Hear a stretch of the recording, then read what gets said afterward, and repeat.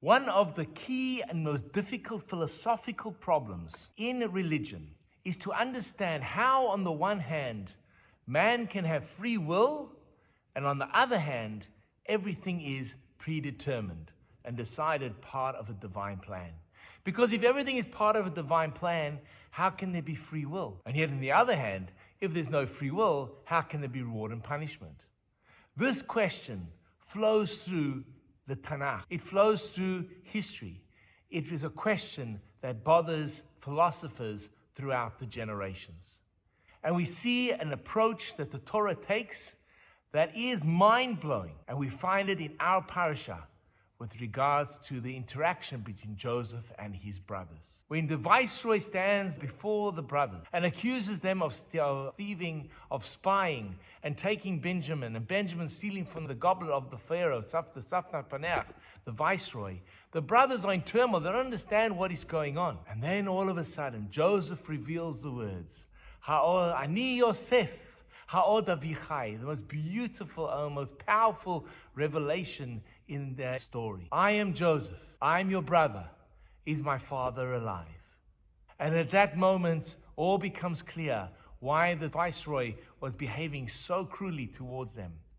Joseph was trying to get them to repent from the sin of selling him all those years prior.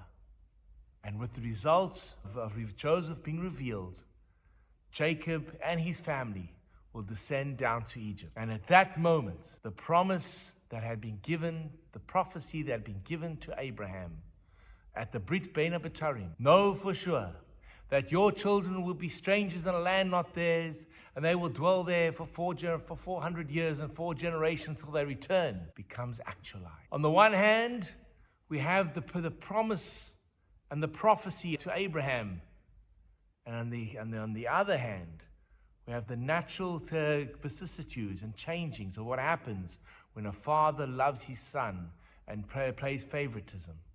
How do we interpret these two sides? How can there be free will, and yet it seems as if we're being directed on a divine path and a divine mission?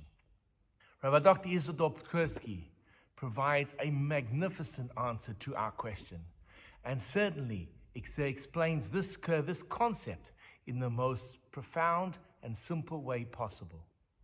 He says there actually are 2 ways in which the system is running. The first is the natural process, results that are happening on the ground. When you look at history, you can see as a result of X, Y is going to happen. Because Jacob loved Joseph and made the coat, the brothers had their hatred. They ended up being so angry they were selling down to Egypt. There he'll rise to prominence. There, 20 years later, he'll be in a position to support the family during the famine. This is all natural. You can follow the steps. But then, writes Rabbi Twerski, there is a level above that. A level that he calls history unfolding supernaturally, where the divine hand is at play, where God ultimately shapes global events.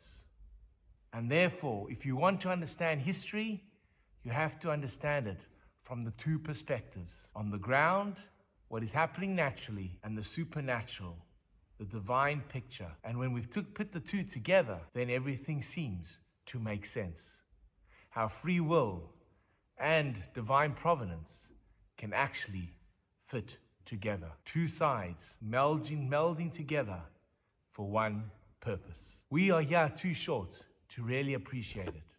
But when we study history, we start getting a glimpse of what is at play. One of my favorite quotes is a quote attributed to a historian. When asked, what do you think about the impact of the French Revolution? The French Revolution took place in 1789, and his answer was too early to tell. On the simplistic level, on the natural level, yes, we can have the answers. This is what happened. The king was defeated. There was the overthrow. There was the reign of terror, Napoleon. We can see what is happening. But the bigger picture, the supernatural picture, the divine picture, that remains unclear. And the events of our history are always going to be changing. And so how do we look at October 7th? The answer is too early to tell. What an incredible insight from our parasha. Shabbat Shalom. Hi, this is Rabbi Lewin. If you've enjoyed the content of the sermons and the ideas that have been expressed in the YouTube video, please hit that first subscription button and notification bell and share the videos with friends. We'd love to grow the channel and love to engage with you. Please share your comments in the section below. I'd love to hear from you. Have an amazing day.